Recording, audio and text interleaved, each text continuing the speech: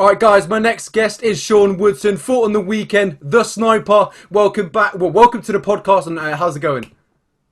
Doing great, man. How about you? How you doing? Yeah, it's doing great. The weather over here in England's getting a little bit better, so that's a little bit pleasing. How's the weather over in America? I always ask the people that come on the show, but they always give me the same response. Yeah, good as always, and I'm like, oh man, it's just such a shame for me. It's actually getting pretty hot and humid and like muggy here in St. Louis, so that's a little bit of different answer for you, but I mean it ain't too bad.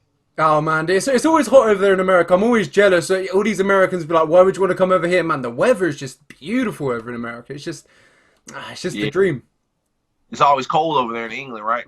mate. That's literally our second name.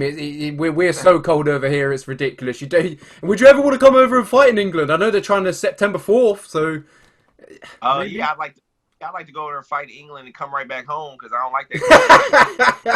Yeah, you don't want to Yeah, stay here for too long. You'll get frostbite. yeah, hell no. All right, so I want to kick things off. First off, I want to talk about yesterday was your birthday, so I want to say happy birthday for yesterday, and I hope you had a great day. Thank you, man. I did. Yeah, I enjoyed it up. It was a nice laid back one, just chilling with the family, eating some nice barbecue. Getting my stuff in my face, getting that going. But yeah, it was great. Yeah, I bet the birthday felt even better bringing home the win as well. Oh man, yeah, that was the best birthday present I could have gave to myself, man. Was getting that win, and yeah, getting that win, and then turn around and coming home and celebrating my birthday with my family. Yeah, probably one of my probably the best birthday weekend of my life for real. And yeah, I want to start off with the fight against Youssef Zalal, a young and hungry prospect. He was definitely game brought up to show your talents and his talents. How would you rate your performance on the weekend?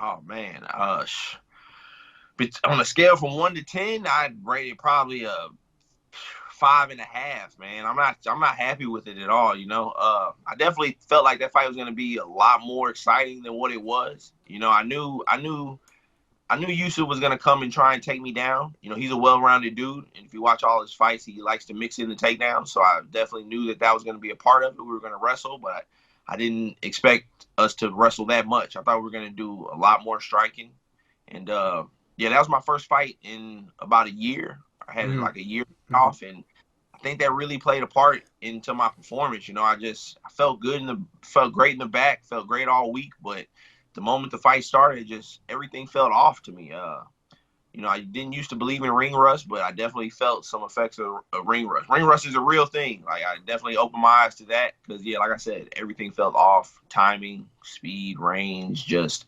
felt off. I didn't feel like myself at all, and so yeah, just because of that, I'm not really happy with my performance. But I'm definitely happy I got the win. Definitely had a win is a win. I'll take it, especially in this crazy game of MMA. Win is a win. I'll take it, however Unless, I can get it. unless your name is Dominic Cruz, he doesn't believe in ring rust. But you said in the post-fight press conference you felt like garbage. So Yeah. what, as you mentioned there, the speed, the timing, the long layoff, is that kind of what went wrong? You took far too much time off. Yeah, yeah, and I mean that wasn't by choice either. I was supposed to be back in November, but I, suffered an injury and had to pull out of that fight. And so yeah, supposed to fight in November, got injured, had to pull out of that fight. So that's what resulted in that long year layoff. And it's funny you said that about Dominic Cruz because in a bunch of my interviews before, me and him have kind of related about that. Like we've kind of like seen eye to eye on ring rust. Like I've said in my interview, I didn't believe in ring rust, and he's like, we've just talked about how we just didn't think it was a thing, but shit, he's on his own on that one now because I believe in ring rust, man. Mhm. Yeah, well, it was a close fight. It ended in a split decision. Would you agree with that card? Yeah, yeah, 100%. I felt like he clearly won the first round. The second round could have gone either way, and the third round was mine clearly. I feel like so he clearly had the first 100%. I feel like I clearly had the third, and I feel like that second round was the deciding factor. And right there in the moment, I wasn't too sure about that second round, but now that I've watched the fight back, I fully 100% believe I won that second round. He was pushing the wrestling and controlling me against the cage and stuff like that, but at no point in that fight was he on the verge of finishing me, and I feel like I was on the verge of finishing him twice. I had two deep chokes and where he was in trouble, and I was trying to finish the fight, and yeah, I feel like at no point was he close or even trying to finish that fight. He was just trying to press the takedown, trying to get me down to the ground. Mhm. You work with Wolf's Den for this fight instead of Glory MMA. I know you used to prepare with Wolf's Den back in the day. Are you just splitting the two, going back and forth? Yeah, that's how. Yeah, that's how I, want to do things moving forward. I started off with Wolves Den here in my hometown, and yeah, after a Contender Series, I went and spent some time out in Kansas City with Glory MMA, and they helped me out tremendously. I grew a lot training with those guys, and uh, yes, I definitely want to keep splitting my time with them. This fight, I couldn't go out there and train because Youssef is very familiar with Krause. They're friends. They both share the same head coach. You know what I'm saying? And that would just been a conflict of interest. Before the matchup got made between me and Youssef, though, I had decided that I was coming back home and I was going to do my next full fight camp here at home.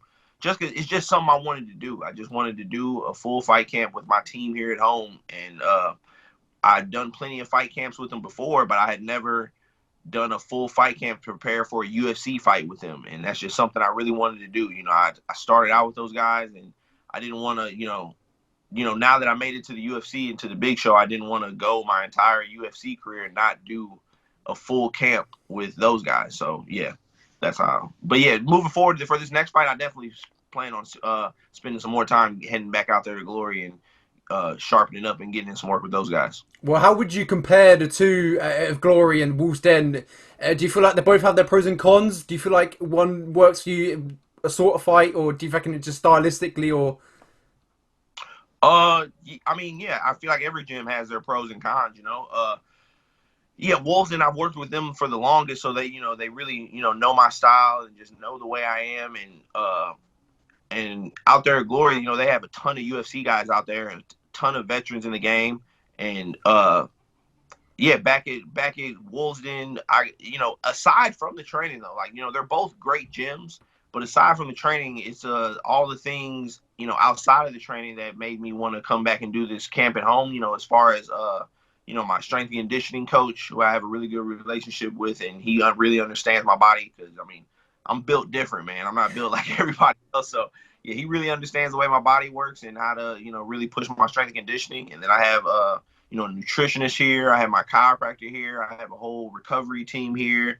I got my mama here. I love being by my mom. So yeah, that was really like the driving force behind my choice of staying home for this camp. But yeah, I'd say with Wolves Den, it's more of a. I mean, it may sound selfish, but it's kind of a selfish sport. It's more of the whole team. The whole focus is around me, so to say. And out there in Glory, Krause is a busy dude. He's got a lot of killers out there, a lot of UFC guys. But all of them, they all require their own time and effort and energy as well. But I mean, Krause does an amazing job of balancing that. He probably does a better job than any other coach in the world at balancing that. Actually, you know what I'm saying? He when it's their time to fight, he gives his undivided attention to whoever has fights coming up. But yeah, they neither gym really has uh too many cons I can speak of. If we're gonna keep talking about, I can just keep going on and on about the pros. Yeah, so would the next one be at Glory MMA fight camp? I won't. It won't. Yeah, I'm gonna keep splitting my time. Hmm. I want to. My next fight camp. I mean, yeah, yeah, my next fight camp. I'm gonna just from training here on out. I'm gonna pop in and out of Glory. Whenever, just from time to time. I'm trying to think like the best way to work. Like I'm not gonna wait for me to have a fight camp for me to go out to Glory. Just from here on out, I'm gonna go and spend some time at Glory here and there, and then come back home. As you mentioned there, for this fight, you missed a key part, which is James Krause. As you mentioned, he's a fantastic coach. Did you kind of miss him in the corner, or did you feel like it was you felt comfortable with the coaches that you had?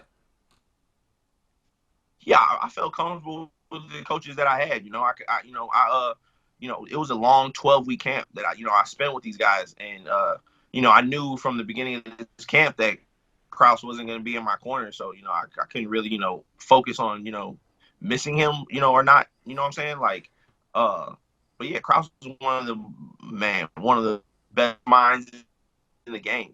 He but yeah, I just had to, since I knew I was spending the whole 12-week camp with my team here at home, and I knew that that's what my corner was going to be then. So yeah, I had had no choice but to be happy and satisfied with the corner I had. And they did a great, they did a great, amazing job. At no point was I like, oh man, at no point was I regretting my decision, or no point was I like, man, I wish I had somebody else in the corner, or I needed a little bit more, or anything like no, the corner I had was just fine. Yeah, it was a close fight, as I mentioned previously. Zalal did bring the heat. He was game, made it a close fight. Do you feel like an opponent like Zalal was a great comeback fight after your first professional loss? Do you reckon it was good to come back to someone like Youssef? Yeah, for sure. I feel like the matchup really. I feel like it was a great matchup for me. In his last fight, he against Sung Woo Choi, I thought that it was pretty obvious that he struggled with opponents that were taller than him. So, and for him to turn around and fight the tallest featherweight in the division, I knew I was going to be able to, present a lot of problems for him. And but yeah, it was a great fight for me to bounce back to, because it wasn't a complete walkover of an opponent. I mean, there are no bums in the UFC. It was a so yeah, I wasn't gonna get that as a comeback fight. So, but yeah, it was a tough fight for sure, but it was a matchup that I definitely think leaned him towards in my favor. Yeah, touching up on that subject, as I mentioned, you came back after your first professional loss. So, what was it like to overcome that and the the demons, and how did you overcome that and be successful in this fight? Yeah, that was huge, man. That was huge. A lot of some people lose and they're never the same. But yeah, anytime you overcome adversity, it's a great, beautiful thing.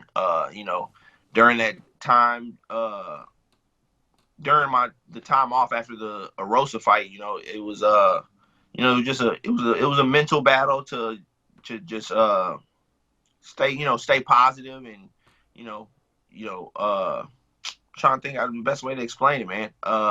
Yeah, just anytime, anytime you come through some adversity, it's hard to get over it. But once you do get over it, you feel like 10 times stronger. You feel, almost grateful and thankful that you even went through that adversity. Like if I could have it my way, of course I'd still be undefeated. But a part of me is thankful that I had to go through that, because now I've experienced it, now I've learned from it and grew from it, and now I can apply that to the future moving forward. Yeah, you did say before this fight in the pre-fight presser that you felt like your job was on the line. I was a little bit surprised by that, because you are a prospect. It was only your first professional loss ever in your career. Even if you did lose this one, so I feel like you could still potentially keep your job. So why did you feel like your job was on the line? Shit, man, this game is cutthroat, man. You never know. I've seen, like, I'll sit back and watch everything, every fight, every post fight interview, every person. It don't even got to be my weight class. I listen to just every interview Dana White does, everything. I notice what goes on. I notice when guys get cut and all that stuff. They maybe a while ago it used to be, it would take like 3 losses for you to get cut, or whatnot. But I mean, I've seen quite a few times where guys lose 2 back to back, and that's it for them.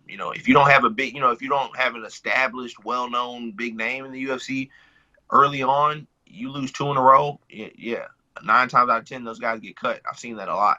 And yeah, like Zalal, he was coming off of 2 losses, and he still got another fight.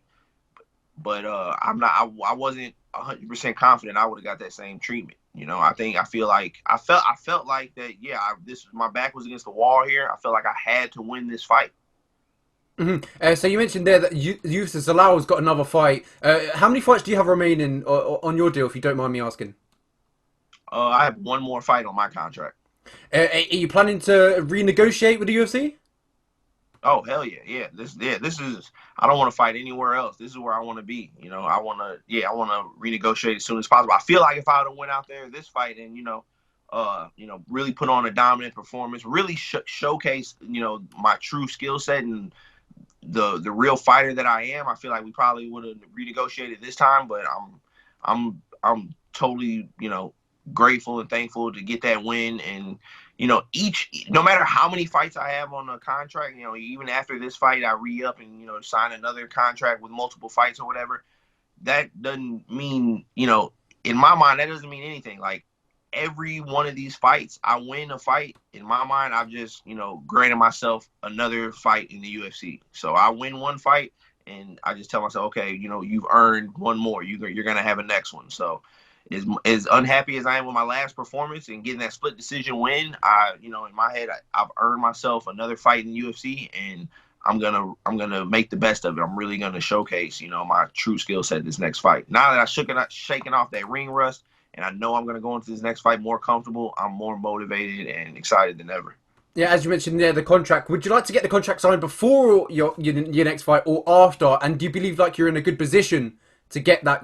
As you mentioned there, you feel like you should get the next contract. Do you believe you're in a good position to get potentially a redeal, a resign? Be honest, man, I'm not even like focused or like concerned about that. I just, like I said, one fight at a time. I just picked up the split decision win. So I'm just focused on my next fight out and making it my best performance yet. And everything else will fall into place. That I'll make sure this next fight is my best performance yet. That'll take care of everything. Everything else will fall into place. So obviously you are a huge 145 pounder. It looks like you take a lot out of yourself to get down to 145 pounds. In the future, is there a plan to maybe move up to 155? I'm gonna keep fighting at 45 as long as I can make the weight. I talked to my nutritionist has always told me that once I turn 30 years old, it's gonna things are gonna change, and I'm not gonna be able. The cut to 45 will be a lot more difficult, but with the work I'm putting in with my strength and conditioning coach and the adjustments me and my nutritionist have made, I feel like I can make 45 for a long time. But yeah, the day it start getting the cuts start getting too dicey and too hard to make, I'll definitely make that move up to 55. I had to put on a little bit more muscle. I'm a little string bean right now. I ain't got too much muscle, but yeah, I'll probably end up going up to 55 once I get older. Yeah, so a few more questions before I let you go.